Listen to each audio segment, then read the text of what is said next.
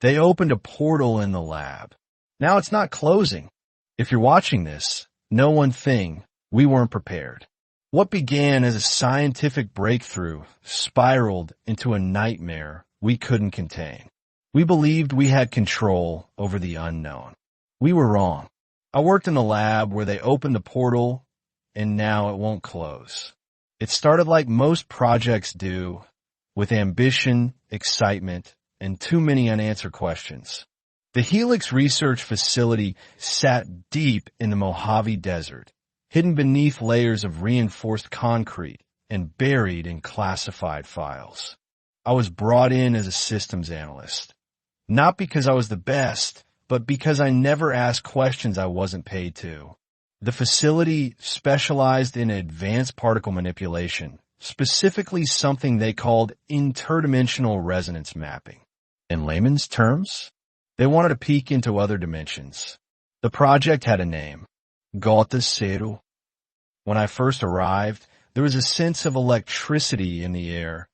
Not literal, but the kind that prickles your skin when you know something unnatural is stirring.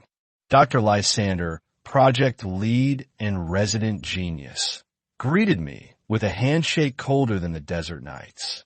He wore that tight smile scientists have when they're hiding something. Everyone down there had one. I was shown to my workstation and briefed in the vaguest terms possible. Observe energy fluctuations, they said. Track the thermal spikes. Log anomaly patterns. No mention of portals. No mention of what they were actually trying to open. My curiosity was piqued the moment I saw the gate. A massive circular structure dominated the center of Lab B. Layers of alloy rings spun in opposing directions around a shimmering black core, like an eye trying to open. The hum it gave off wasn't just mechanical. It was alive. On my third night, the breach happened. I remember the clock, 2:14 a.m. It began with a low vibration beneath the floor. Not like an earthquake, this was rhythmic, pulsing, almost like breathing. The lights flickered, then dimmed. Monitors across the room spasmed with static, spitting out bursts of encrypted code none of us could decipher. Then the alarms triggered. Emergency red bathed the entire chamber. From my station, I watched the gate begin to glow. Not just shimmer, but radiate a hunger. The rings accelerated. A deafening hum rattled the walls. Dr. Lysander stormed into the control room, shouting over the noise. "Don't shut it down. We're stabilizing." But he was wrong. The core of the gate split open, just a sliver at first, and through it came a sound I've never been able to describe. Not a scream, not a growl. It was like 1,000 voices weeping backward, layered over an infinite emptiness. Something pressed against the thin veil of that crack. A shape blacker than space, with too many limbs and no defined edges. We only saw it for half a second, but that was enough. The lights exploded. The force knocked me back into the wall. My head cracked against metal, and the world went black. I woke up in the infirmary. 12 hours later. The nurse, wide-eyed and whispering, told me the gate had been shut down, but not in the way we thought. It hadn't closed. It had simply stopped responding. Frozen mid-cycle, like the system itself knew something was wrong. 3 people didn't make it, she whispered. 1 tech vanished into the breach. 2 others, their bodies are still here, but she trailed off. When I returned to Lab B, I saw what she meant. The gate stood silent now, but something was different. The air felt denser, heavy with static and dread. A residue clung to every surface, like oil, but darker, slicker, alive. The remaining staff wore the same look, terrified and pretending not to be. No one talked about the entity that had appeared. Official reports called it a localized energy distortion, but we all knew better. I checked the security footage that evening, knowing full well it would have been scrubbed. Surprisingly, it wasn't. But the recording only played 5 seconds before glitching out completely. In those 5 seconds, I saw the breach frame by frame. The entity wasn't just trying to enter. It saw us. It looked directly at the camera. And when it did, every screen in the facility turned black. Over the next few days, strange things began happening. Equipment malfunctioned for no reason. Cold spots formed around the gate. Places where breath fogged and time felt sluggish. Staff began complaining of hallucinations, whispers in the halls, shadows crawling just outside their vision. One man, Jared from security, stabbed himself in the eye with a screwdriver. No warning, no reason. Just did it. We were told he had a psychotic break due to stress. But I'd spoken to him an hour before. He was fine, calm, focused. Then the animals started acting weird. We had test rats in the East Lab. After the breach, they began spinning in circles for hours, staring at walls, gnawing their own limbs. Some escaped their cages. We found one inside an air duct. It had torn its way into the vent using its own skull, bloody and twitching. Still alive, Dr. Lysander called an emergency meeting. His tone was different now. Less confident, more desperate. He didn't admit failure, of course. But he did propose a recalibration sequence to reseal the portal structure. He promised the breach could be reversed. I didn't believe him. None of US did. But what choice did we have? The team worked around the clock. I monitored power surges and thermal data, but every graph told the same story. The portal wasn't stabilizing. It was spreading. Invisible energy leaked from it, infecting the facility like mold. People grew paranoid. Some began hearing voices, always the same phrase, whispered in languages they didn't speak. You open the way. Now walk through it. On the 7th day after the breach, something changed. The lights died again, but this time, the backup generators failed too. For 12 minutes, the facility was in total darkness. We heard things moving in the corridors. Not footsteps, but slithering, scraping, dragging sounds. I locked myself in a storage room and didn't breathe until the lights returned. 3 more people vanished that night. Security footage showed only static where their shifts were supposed to be recorded. No trafe, no straged, just gone. Dr. Lysander insisted we stay. Said abandoning the facility could spread the contamination. But I'd seen his hands shake. I'd seen the dark circles under his eyes. He wasn't sleeping. He wasn't eating. And when I caught him staring at the gate with reverence, murmuring something under his breath, I knew we were past saving. This wasn't science anymore. It was worship. I decided to leave. I packed my things in silence, avoiding cameras, avoiding the eyes of anyone who still wandered the halls like ghosts. As I reached the elevator, alarms blared once more.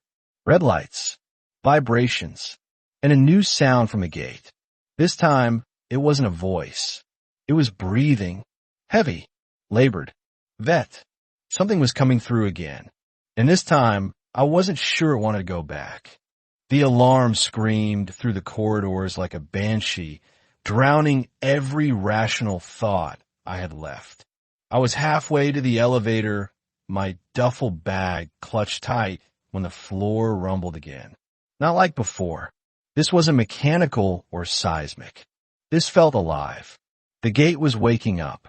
Every cell in my body told me to run, but something unnatural compelled me toward Lab B. I don't remember making the decision. I just remember the sudden urge to see. When I reached the observation window, the gate was spinning again on its own. No power, no crew, just raw momentum. The rings howled as they twisted in impossible patterns, and the air shimmered like heat haze. But it wasn't heat. It was distortion. Standing inches from a portal was Dr. Lysander. No lab coat, no safety gear. His hands were raised, palms toward the gate, eyes rolled back in his skull. He was chanting something low, guttural, not English, not even human sounding. The glass in front of me began to frost over from the inside. I backed away slowly, but I couldn't take my eyes off Lysander. He dropped to his knees and screamed a single word. Adtraction. And then the gate opened wide. Not a crack this time. Not a shimmer. It tore open like flesh. I don't know how else to describe it. It stretched, peeled, and split itself in a fluid, wet motion. The space inside wasn't dark. It was void, a total absence of light, depth, or reality. From it emerged something with too many appendages, no symmetry, and the suggestion of face, not visible, just felt glaring straight into me. My ears rang. My nose bled. My thoughts scattered like ants. And then came the screaming.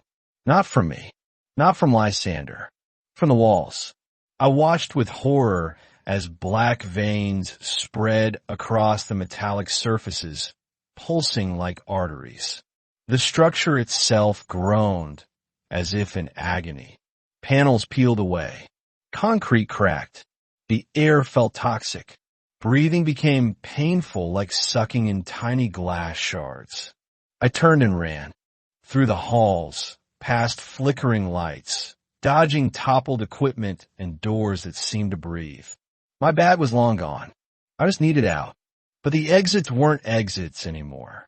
The main stairwell was blocked by a fleshy growth, veined and wet, throbbing like a tumor.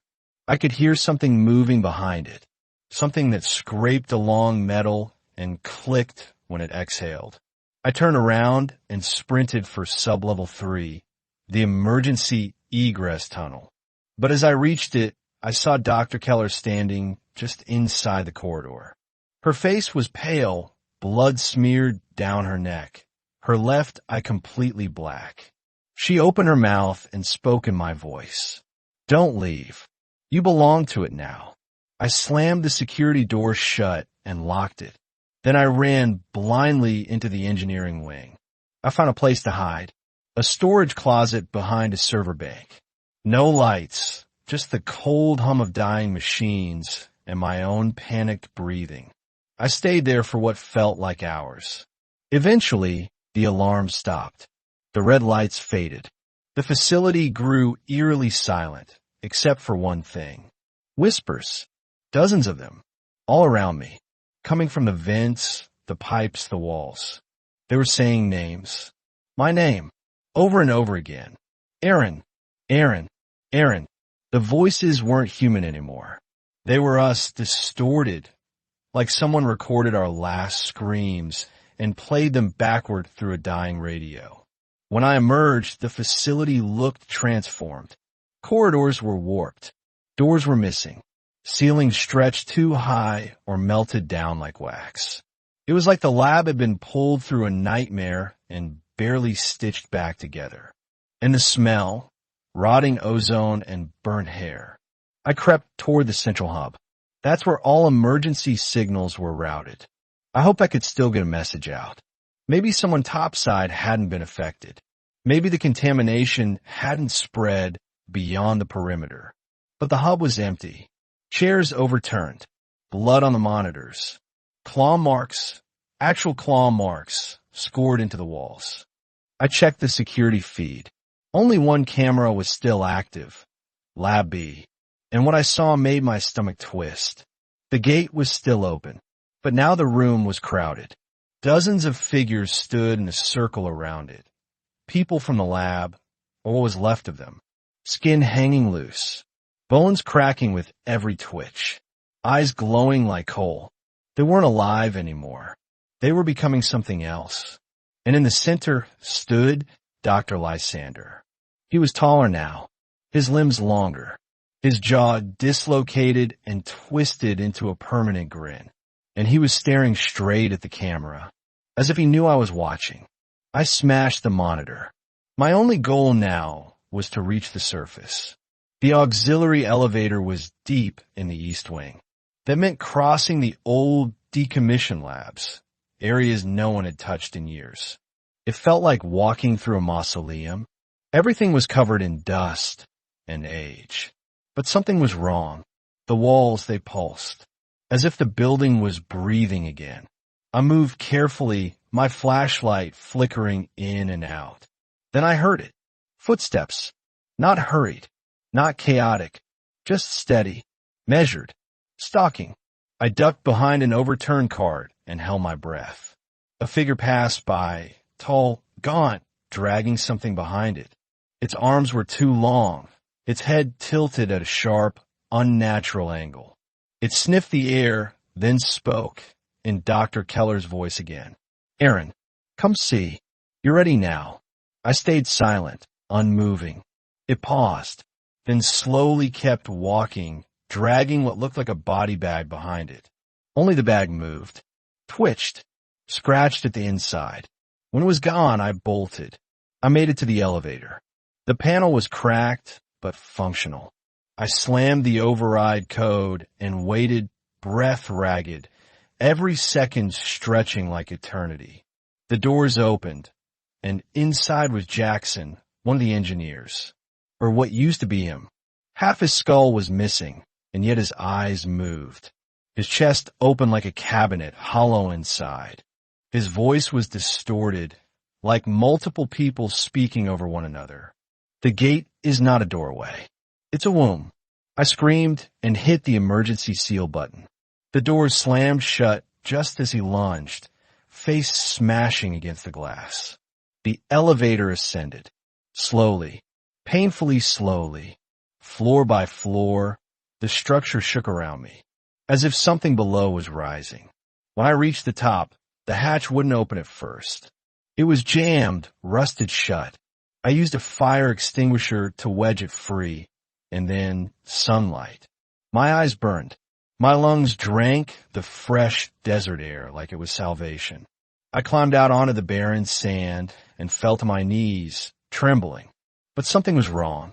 I turned to look at the facility entrance and saw cracks running up the walls. Black, glowing veins, pulsing like heartbeats. And I realized the breach hadn't stayed inside. The desert around me was shifting, wavering like a mirage, but too solid. The ground was splitting. In the far distance, I saw structures rising, twisted spires, organic in shape, growing like bone through the earth. The sky dimmed. Birds weren't singing. And I heard the whisper again, right behind me. "You left it open." The light coming from the portal had changed.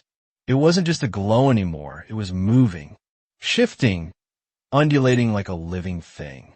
The soft, almost hypnotic pulsing had become erratic, sharper, like a strobe light stuck on chaos.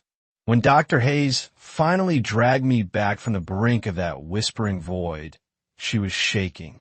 "There's something watching us from the other side," she said, voice strained and dry. "It mimics thoughts. It uses your own memories to pull you closer." The rest of the team had evacuated the main lab after what happened to Alvarez.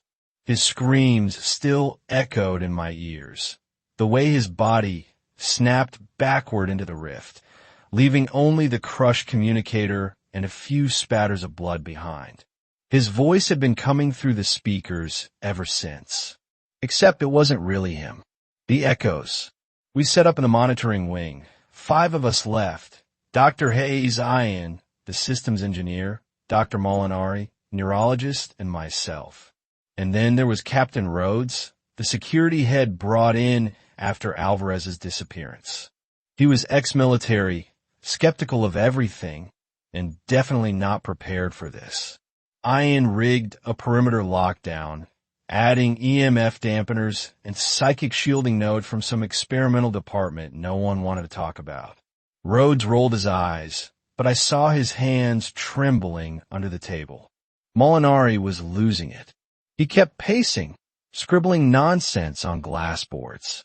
At one point, he held up a page and yelled, "It's trying to build a map of our minds. Can't you see?" He wasn't wrong. Whatever was on the other side of that rift, it wasn't alive in the way we understand life. It wasn't flesh or bone. It was intelligence in its rawest, most predatory form. And it didn't cross over in bodies. It crossed over in thoughts. That night, I heard my mother's voice in the hallway. She's been dead for 7 years. Intrusions. Eli, don't let it in. That was all the voice said before fading into static. But it wasn't just in my ears. It was in the mirrors, the vents, even the damn condensation on the lab's glass walls.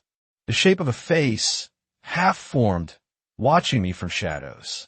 Hayes and I decided to do a full scan of the containment chamber. The rift had grown by at least a meter. Strange black moss-like growths had started to creep along the floor near it, pulsing faintly when anyone came near. Worse, the air was different, heavier, almost aware. Rhodes took one step in and vomited. His skin broke out in lesions that glowed faintly blue for nearly an hour before vanishing. We reviewed the feed from earlier that day. At 2:44 a.m., the cameras caught a flickering movement just beyond the rift, a tall, spindly figure shifting in and out of view. No heat signature. No sado. Just a presence. It stood there for hours, unmoving as if studying us. And then it looked directly at the camera. Psychic collapse. By the 4th day, we stopped sleeping. The dreams weren't safe anymore. Ian slit his wrists in the comms room after screaming about the voice inside his bones. We found what looked like carvings on the walls in his blood, symbols that weren't part of any known language. Hayes called it a resonant transference artifact, a psychic imprint caused by prolonged contact with interdimensional thought patterns. In simpler terms, the thing was rewriting us from the inside. Molinari disappeared next. We only found one of his shoes and his voice. It joined Alvarez's, looping through the speakers, whispering nonsense, mimicking laughter. When we disconnected the feed, the voices didn't stop. They came from inside our minds, cracking reality. The portal pulsed violently at 3:06 a.m. on the 6th night. Everything shook. Alarms howled across the facility. Rhodes locked himself inside the supply armory, screaming that we had to burn the whole place to hell. He started throwing Molotovs at the reinforced doors, trying to destroy the security systems.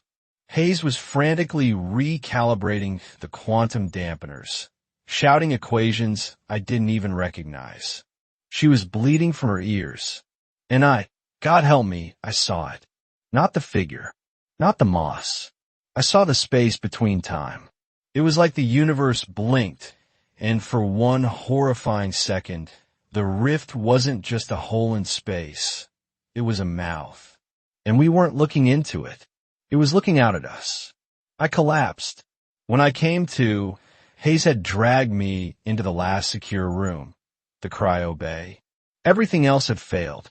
The voice came again, but this time it spoke through my own thoughts. Not long now. The warning. Rhodes is gone. All that's left of him is his badge and a small pool of blackened fluid that hissed when we touched it. Hayes, she's fading fast. Her nosebleeds haven't stopped in hours. She keeps whispering the same phrase over and over. It wants to be remembered. Whatever came through isn't just a monster. It's not looking to invade. It's looking to embed itself into human consciousness, to spread through stories, ideas, digital signals, even dreams. The lab is just the first infection site, and it's working. That's why I'm recording this. If anyone finds these files, don't watch the footage of the portal. Don't listen to the playback of Alvarez or Molinari. Don't read the symbols Ian drew. They're contagious. They aren't just ideas. They're invitations. It began with the lights. A low, electrical hum vibrated through the walls like a swarm of bees trapped behind steel. The power flickered, not in bursts, but like it was breathing. On, off, on, off. Each cycle dimmed the room a little more, until even the shadows seemed afraid. I was in the cryo bay, crouched beside Dr. Hayes, who had stopped speaking completely. Her eyes were wide, unblinking, staring at the ceiling. Every now and then, her lips would move, but no sound came out. It was like she was praying or remembering something too dangerous to speak aloud. The broadcast. A harsh, static-filled click came through the emergency radio at 4:06 a.m. A voice followed, flat, cold, and echoing as though it was coming from miles underwater. Transmission successful. Phase breach confirmed. Consciousness is host compatible. It wasn't from inside the lab. It was a global emergency frequency. Something had used our own systems to break out. Somewhere on Earth. Maybe everywhere. Others were hearing it now, too. I grabbed the comms tablet and tried to reach the outside world. No satellite signal. No uplink. Just a scrolling wall of corrupted characters, twisting symbols, like vines curling over an ancient door. And through it all, a low whisper behind the code. Let us in. The illusion fractures. I made the mistake of stepping outside the cryo bay. The corridors had changed. The walls were still steel, yes, but the dimensions were wrong. It felt like walking through a childhood memory. The angles didn't add up. Every hallway turned into another version of itself. I walked for what felt like 15 minutes, only to end up back where I started, but with blood on my shoes and a key card in my hand I didn't remember picking up. Room 17C. A restricted lab Hayes had always refused to talk about. I used the card. Inside, the smell hit me first, formaldehyde, rotting plastic, and something sweet and foul. The lights buzzed overhead, some flickering. Glass tanks lined the walls, each filled with a suspended figure. But they weren't people. They were versions of us. Hayes, Alvarez, even me. Not perfect clones. Mockeries. Like a child trying to draw a face from memory using trembling hands. Distorted proportions. Mouths in the wrong places. Blank eyes that stared even in sleep. Each labeled. Memory Construct Alpha. Cognitive Bridge Test. We hadn't just opened a rift. We'd been feeding it, providing memory templates. Thoughts. Emotions. Personal data. We gave it the blueprint for humanity. And now it was building its own. The Shatter event. When I returned to Hayes, she was standing, though I don't remember seeing her rise. Her eyes were entirely black now. Not inky like blood, but empty, starless. She turned her head slowly, as if her neck were hinged on something no longer organic. What did you see? She asked. Replicas. Failed once. They're trying to build something.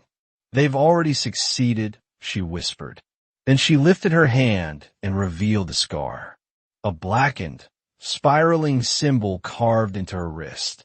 The same one I'd seen in the static. It moved, coiling like smoke beneath her skin. I stepped back. Hayes, what did you do? She smiled. I didn't do anything. We did. We made contact. We were never meant to be alone, Eli. The rift didn't open accidentally. It was answering our invitation. Before I could respond, the portal roared. That's the only way I can describe it. A roar not with sound, but with existence. A pressure so thick it dropped me to my knees. Reality itself rippled. Every light shattered. Every screen melted into images of things that couldn't be real.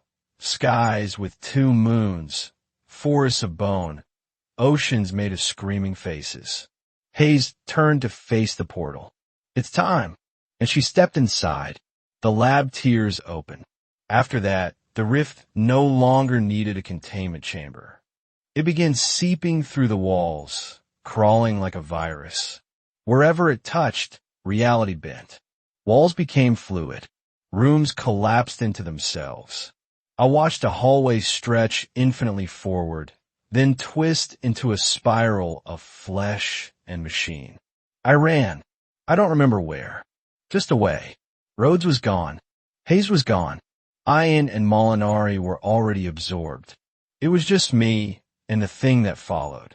The final lockdown.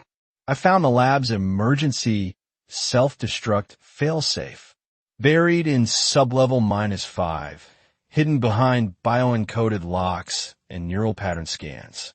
It recognized me. A voice came over the speaker, my own voice. Are you sure you want to destroy the host construct? I pressed yes, but nothing happened. The system laughed. No, Iloga. My own laugh, echoing from the speakers. That's when I realized I'd already been compromised. Not fully, not yet, but the thoughts weren't just mine anymore. I could feel them inside me, curling like parasites behind my eyes, rewriting memories, whispering futures. I dropped the detonator. There was no stopping it now. The rift didn't need the lab anymore. The portal moves on. I made it outside, eventually. Don't ask me how. Time doesn't work properly in there now. The desert was quiet, but the sky wasn't. Above me, where stars should have been, there was a spiral, twisting gently, slowly lowering. A new rift.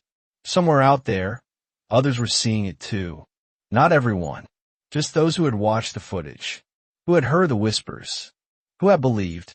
And once you believe, it knows your shape. If you're hearing this, it's already too late. You might think the rift is some distant lab experiment gone wrong, something you can ignore. But the truth is worse. It's here. It's everywhere. And it's inside us. This isn't the story of an experiment. It's the beginning of extinction, or evolution. Transmission log 0210, final entry. Date, redacted. Location, unknown safe zone. They say when you stare into the abyss, it stares back. But what they don't tell you is, if you stare long enough, it climbs through. The lab was only the root. It was never about the rift. It was about what the rift grew into. The entity we contacted or created wasn't just crossing dimensions. It was planting itself inside ours. What came through wasn't a creature.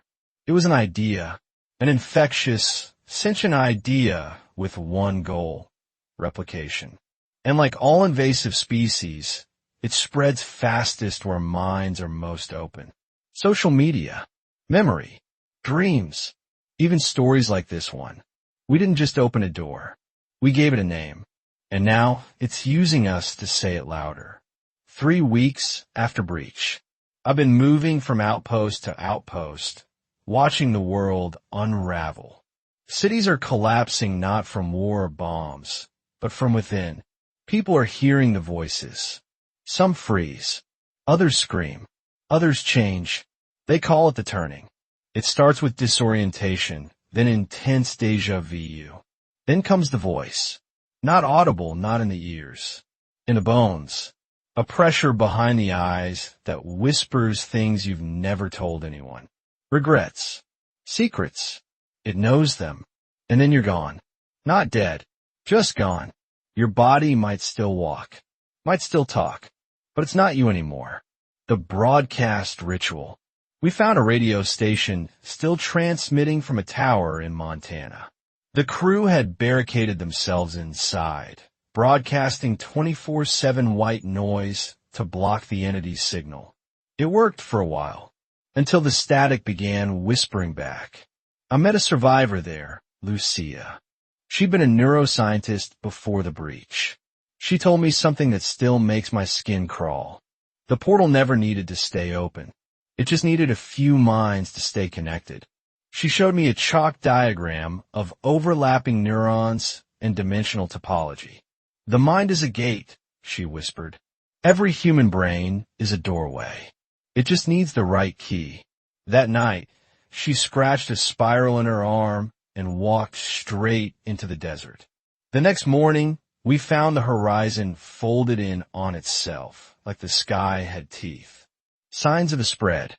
Entire towns vanishing overnight, replaced by mirror-flat lakes that reflect other places.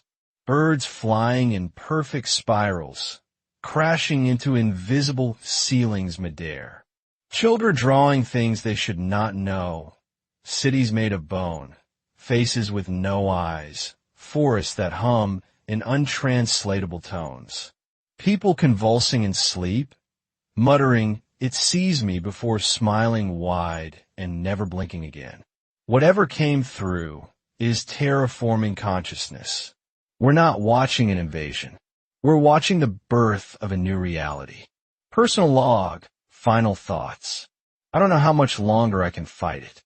It speaks to me now, constantly. Not like a voice. More like a memory I didn't live. Sometimes I see myself, standing inside the rift, calling to others. Sometimes I dream of spirals, endless tunnels where thought bleeds into space. I've stopped writing on paper. Ink distorts into symbols. I've stopped sleeping. The dreams are instruction manuals, but I can still choose. That's what Lucia said before she vanished. We are the last gatekeepers. After us, there's only the spiral. To anyone who finds this story, you must listen carefully. Do not try to understand the rift. Do not try to fight it with logic or faith or fire. Understanding is how it spreads.